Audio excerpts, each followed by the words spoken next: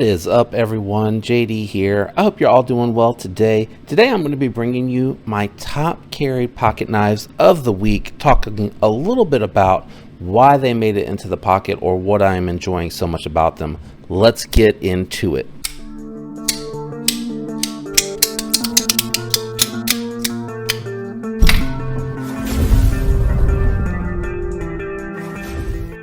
All right, on Monday, went with Micarta Monday again.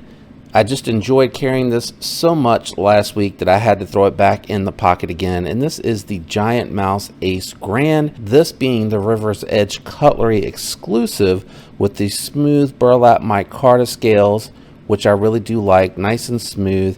Has the blacked out hardware, wire reversible deep carry pocket clip, blacked out back spacer, and it has the black wash blade that is done in 4E. Really good finish on here. Like the size of this one, very much medium to extra large, hand friendly. I fit on here plenty good, even with my double XL sized hands. And it's just a really comfortable grip, nice thin slicey blade. And from the factory, it comes with a fantastic edge. It's just a great all-around everyday carry pocket knife that I really enjoy having in the pocket. The action on it is nice and smooth. It is not guillotine, but it is very smooth closing. You don't feel any sort of feedback from the pivot or the washers. Just really well done. The contouring on the handles make it very comfortable in hand. The skiffs that I've put in here just continue to make this very smooth. The only reason I replaced the other ones is because they were steel bearings instead of ceramic bearings. Great reverse flipping action, thumb flicking action. Ever since I fixed the lock bar stick, it's been nice and smooth. Lockup's been great. I did notch out just a little bit here for that sideways access. It's really meant to be open and closed from the top here where the jimping is on that lock bar. Hopefully the lighting will pick that up a little bit there. But I like to come in from the side, and it just helps that much more if you decide to lift and close the knife.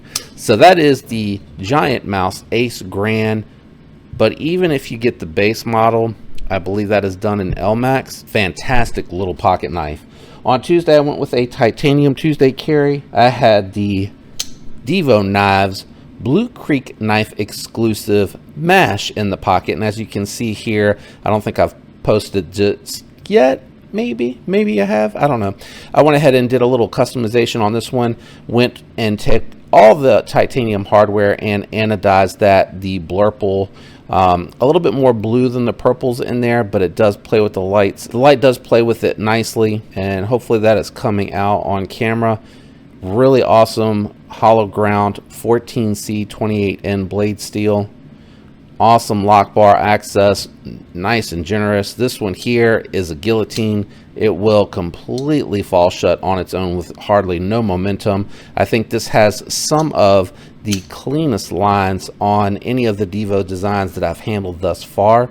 And I think the little bit of coloring looks really good as well. Still waiting for my Lynch clip to come in. I am going to match that up to the back spacer, because once I do that, you really won't be able to see the hardware underneath of it as easily as you can with that wire pocket clip. Really good ergos. It has a little bit of contouring built into the scales. It's the right depth, so it fits in the hand nicely. Feels good side to side, because again, the contouring makes it feel a little bit more chunky in the hand. So with the larger hands, feels really nice. I do wish they would have gone out a little bit further with the jimping. Maybe in a future iteration they can do that. But everything else on this knife is pretty well dialed. I do like this, and it has a pretty sweet price point. It's a little bit higher on the budget premium for this channel, being that it's priced at $136, but I think the reason that that's pretty good is because it does give you all titanium hardware. Most Chinese knives will give you the scales, but then they'll give you steel hardware too, so I do really like that.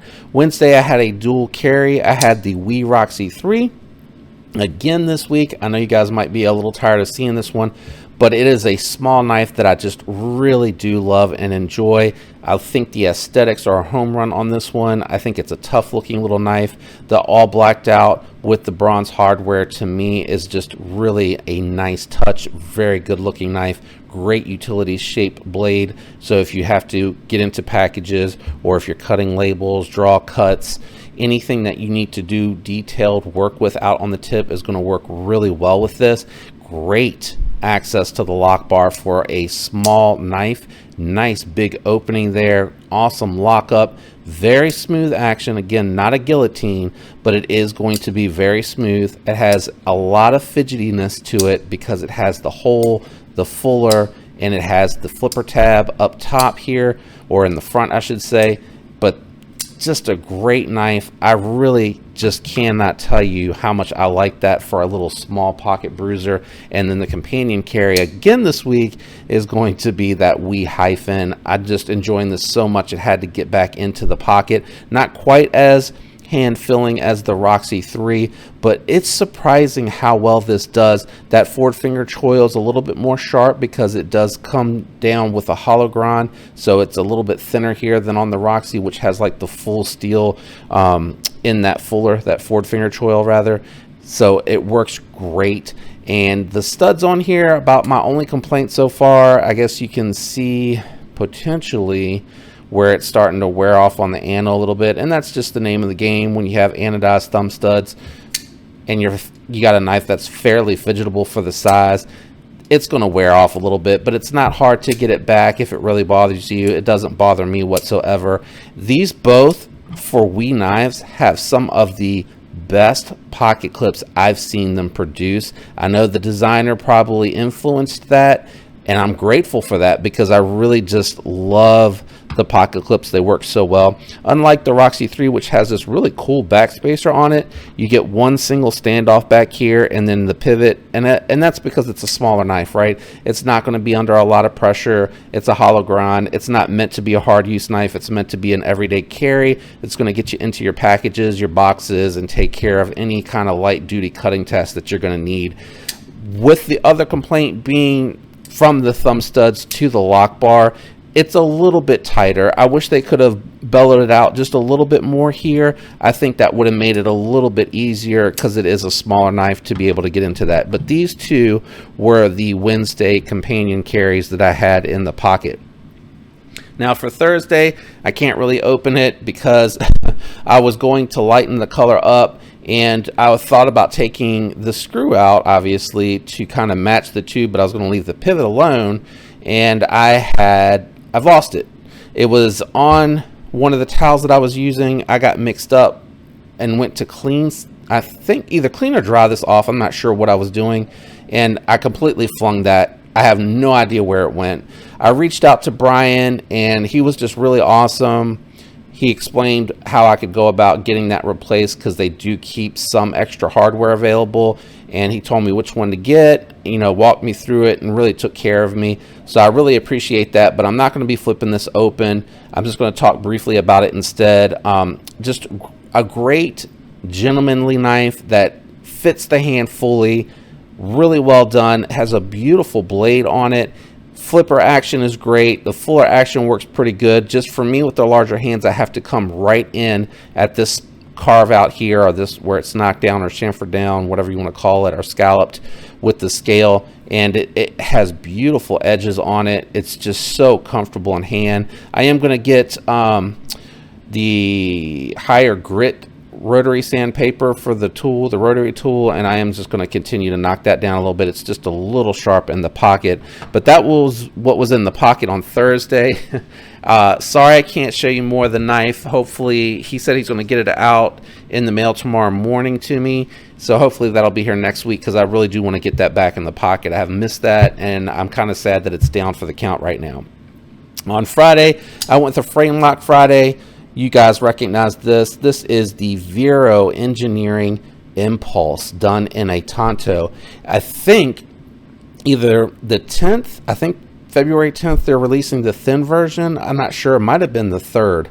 So I apologize if I'm late on that. But they had the slightly thinner scaled down version, trying to make it a little bit more friendly for EDC, and it's coming in a drop point. So if you don't like the Tonto, there is a drop point version out there. I did anodize the hardware on this one to accent it as well. I loved the way that it looked all one color, but for me, I just like a little touch of color when I'm carrying it. And I know you see a lot of blue here. You got 3 knives with the blue on it, and blue is one of my favorite colors. But I just really enjoy the way that that kind of accents. I think it scales it up a little bit as well without being over the top. So I like just a little bit of color in the carry. Not to say that I don't dislike having a monochromatic color, because I have other knives in my inventory that do that. But this, to me, I thought looked really good with just a little bit of touch. I'm thinking about taking the backspacer back off and doing a little bit of a harder stone wash to it to get the pelting to show up a little bit better. I'm really struggling even getting it to show up in the lighting here. It might show there, so I'll try to zoom in if it does pick it up. But I really just like this. It's nice and thick without being overly done. It has a nice chunkiness to it, and it's the way that it's chamfered down, still really comfortable in hand. I did throw some skiffs on here, and it's a really nice knife to use, hard use, but it's still that sweet spot where I feel comfortable carrying this one on the regular with no issue whatsoever in the pocket. It's a little bit more weighty than everything else here, including even, like, say, compared to the Umanzon, a little bit more weight than those knives, but not awful. I really think it's right at the top end of probably what I would like to carry, but I really do enjoy it. And I laid back to about 18 degrees per side on here, and I'm probably going to I talked to Jared over at Neves, and he mentioned what type of stones I should get for the KME to try to maybe polish it up a little bit better, because Bestech does such a good job with their M390. I'd like to polish up the edge just a tiny bit. But these were the knives that were in my pocket, and a little bit about why. I hope you enjoyed this. I do love to hear when you guys tell me what you've been carrying or enjoying in the pockets here recently, or what you're looking forward to that's coming out. I actually ordered 2 or 3 knives this week that I'm waiting to come in, and I'll unveil those with the unboxing and give them their full review. You know, the unboxing is just to show you what's coming up on the channel. It's no way, shape, or form meant to be any type of review or overview or anything like that. You want to make sure that you're tuned in for a full review, because I got to carry the knife a little bit, handle it, so I can make an educated review for you, so that you know, hopefully are getting some information back from me. Anyway, I hope you enjoyed the video. Thanks for tuning in this week, guys. I hope you have an awesome week, and until next time, peace.